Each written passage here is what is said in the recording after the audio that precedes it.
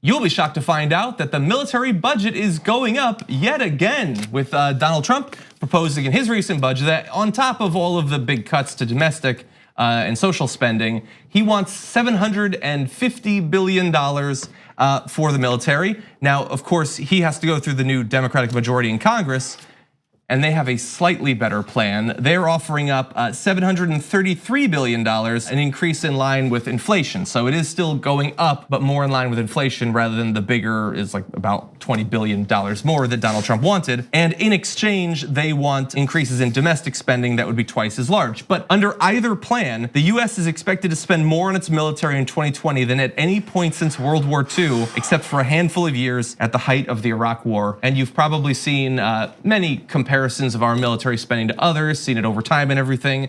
We've got a fun chart for you. This is not even the most recent numbers. They're quite a bit higher now, but that's our military spending, which is above China plus Russia plus Saudi Arabia plus India plus France plus the UK plus Japan. And when asking for this new larger budget, the Pentagon specifically said the reason we need it is because of new military investments by Russia and China, including new, it might be hypersonic, I'm not sure, supersonic missiles that exceed the capabilities of our missile defense systems. But like, bring that up for one more second. Like, look at Russia's military spending on there. It's a tiny, tiny fraction it's supersonic. Yeah, don't quote me on the super versus hyper. In any event, they're not spending that much money. Ours is constantly going up. It's almost proportionally as high as World War II. We've been in wars since then, but we're almost capping out on the greatest war to ever wage across the face of the earth. Does anyone feel like that is the military situation that we are in? Even the military conflicts that we are presently engaged in, same ones that might have been for as long as you've been alive, we just pull out if we want to. I mean, and yet we're spending insane amounts, ever increasing amounts, regardless of whether Donald Trump's in office, he has a Republican majority, there's a Democratic majority. The reason for it has been so clearly articulated. I want big war, I want big arsenal. It's just such a difficult sell to make, or at least it seems like a difficult sale to make, to say to people like, we wanna spend less money on the military, because it's so easy to say, they fear so much someone coming back with the answer of like, they wanna make you less safe. We wanna build more stuff, but they wanna make you less safe. And that's frustrating, and it's a little complicated, but you essentially lay out how is this money getting spent?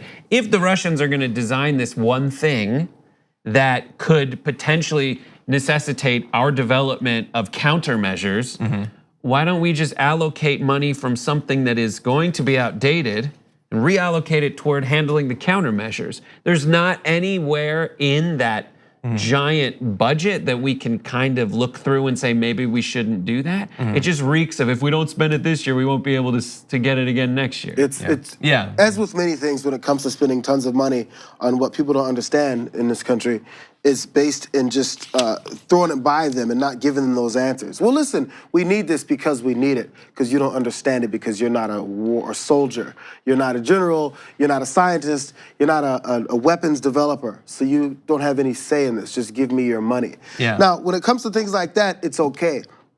I'll never forget it. Mick Mulvaney said, when they were talking about the Meals for Wheels program he was ready to eliminate, and before he got some pushback, he said, I can tell Bob in Virginia, hey, you know what? I can take your money and put it towards military spending, and I will. But I can't tell, Molly in California, hey, you know what? I'm gonna take your money and give it to someone else for Meals on Wheels, because it's just not right. Why is it not right to reinvest within the country? But it's okay to say, hey, I'm gonna give it for military spending, because it always goes to the last, to the very last point, first and last point, which is in this article. I hope you weren't gonna quote it, John. But it's from the Raytheon chief executive, Thomas Kennedy. The world is still a very dangerous place. I know the Democrats and Republicans that I talk to recognize that. That is the word. That is the Holy Bible of wars. It's still a dangerous place. Hey, you guys, you don't have any money? It's okay, but you're gonna die instead. And give us your money. Yeah, I wanna live in a country where the CEO of Raytheon has a hard time getting politicians on the phone.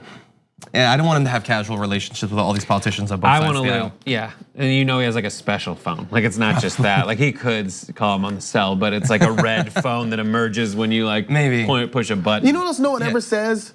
Okay, so Raytheon made $27 million in sales last year, and we're looking at $750 billion. $1 billion in sales. He said billion. Yeah, I thought you said million. Yeah. I just wanted to make sure that everyone definitely. heard billion. $1 billion in sales. And the Democratic proposal is 733. You're gonna get to all this, and I'm totally janking and jumping on you. But the point is that we're not worried about $750 billion or 733. But when someone says Green New Deal or says, hey, how about we do this infrastructure project? Or hey, how about we have this advancement in renewables? How about we try something else scientifically to advance things and maybe not destroy our environment anymore? All those kook scientists, how much they paying you? Yeah. $750 billion maybe? Or maybe $27 billion a year to the Raytheon chief executive. Who's getting paid to lie to us again? It's also politicians, I think. But how are we gonna pay for the Green New Deal? I don't know. How are we gonna pay $750 billion a year in increases for these war machines? But nothing in the Green New Deal was also in Top Gun. That's true. They would have grounded Top Gun. There'd be no planes. You would trying to get rid of your cancel the Maverick? reboot of Top Gun.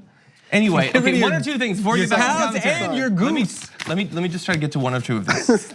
Yeah, and thank you for making clear. Most people don't know that Cenk, his standard operating procedure on the show is, oh, there's some nice graphics you got there. It'd be a shame if something happened first. Anyway. So there are some people who've been speaking out against this budget proposal, the Republican and the Democratic side. And again, this is not done yet. In August of last year, 10 US senators, including later presidential candidates Elizabeth Warren, Bernie Sanders, and Kirsten Gillibrand, voted against a bill that would increase military spending, but it still passed by an overwhelming margin, which is of course sad. And there are many people, both in the Senate and the House, that are not satisfied with this proposal at all and want to get it lower. But we know how this generally tends to go, and we need something more fundamental than fighting against one particular military budget. We need to convince the American people of two things. One, that reducing the military budget does not endanger them. I tweeted yesterday something that apparently, based on the reactions, is still at least semi-controversial. Would anyone want to try to make the case that the safety of a regular, random American would be materially affected by cutting the military budget in half? That only having more than the next 5 largest militaries in the world would actually harm them. And I honestly don't think so, although obviously that would be political suicide for a politician to propose, apparently. Meanwhile, we also need to convince them that the things that are killing Americans cannot be defended against by a plane or a tank or a submarine. You know how much it would cost to replace all the pipes in Flint? $55 million. But that would not be visible on the chart that we showed you, the military budget. But that gets to pollution kills people, diabetes kills people, opioids kill people, loose guns kill people. And that gets to the point that that's not what it is. It's in power and influence in regions so that you can help the movement of goods around the world in a way that favors you. That's what it is. When we see like China is building islands in a certain part of the sea, then we are threatened by that. And so we need to spend to put tanks or to put aircraft carriers near those things to create superiority. But that's one aspect of it. The other thing that's very frustrating to me is when Trump was like, I need to build the wall and I'm gonna use the Pentagon budget. The Pentagon was like, yeah, here's a bunch of stuff we don't really need to spend money on. Exactly. Here's $10 billion. It's Really just kind of laying around. And I'm sure over the course of your life, you've probably experienced a couple of times where the military is like, this is what we need, or we don't really wanna use that. And politicians are like, yeah, well, it gets made in my district, so have fun with this new plane that you don't want. But I think that it will only cost hundreds of billions of dollars. There's just one extra point, which is the messaging of saying, don't we want to spend our money efficiently? Don't we want to eliminate waste? Don't we want to stop throwing money away because there's this inertia of how we spend money on stuff we don't need to spend money on? That is decreasing our military spend effectively and making you less safe. So if we spend money more efficiently, and that actually ties into how Trump pitched the Boeing stuff. Boeing's charging us too much money for these planes, knock the price off. Yeah. I think his side rallied around that, and I think there could be some messaging around not making you less safe by just making money disappear, but just saying like, we are wasting this money and it's making you terribly unsafe. They forgot he said that. And I'm gonna go over just a little bit. There's a massive opportunity cost as well. It's not just waste. The waste represents money that could have been spent on something that actually would have improved their lives and possibly prolonged it. Yeah. And the issue is that like if you were to ask 1,000 people randomly distributed across America, what's more likely to kill you, an ISIS fighter or heart disease? I would be really worried to ask that question because I don't know what they would answer. But and that's nothing against them. That's them responding to what politicians say and what the media covers. Not to jank you, but super last thing. I was randomly hanging out with some Turkish person in Santa Monica, and they were like, Americans, they're just afraid to die for no reason. Like that's what they're more afraid of. Like they're cool with if they die for their own reason, which is heart disease in many cases, but they just don't want to, fall off some kind of like Ferris wheel and die randomly, or have some ISIS fighter kill them when they're just like in a building. That's what it is. That's like our big fear. But we will kill ourselves and each other for like stupid reasons, but they're our reasons, damn it. Yeah, and the hope is that is true of less and less people. And people seem to be taking the healthcare situation seriously, so hopefully that will not be the case. But the thing is, I think the best thing that's happening to drive against this continual increase in military spending is honestly the conversation about the Green New Deal, because it gets people to think about a number of different issues as being linked together and funding need to be allocated for it. It's such a monumental task to convince people that this is not only a massive waste of money, but is actually making them less safe in practice in many different cases.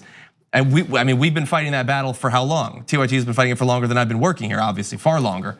But it is very difficult when you have almost everyone in the media and politicians on both sides of the aisle trying to convince people that there is literally nothing better or more moral in our country than the military, and our military is better the more money you pump into it. 2 easy ways to follow the Young Turks. One is hit the subscribe button down below, then you're a TYT subscriber. And second is ring the bell.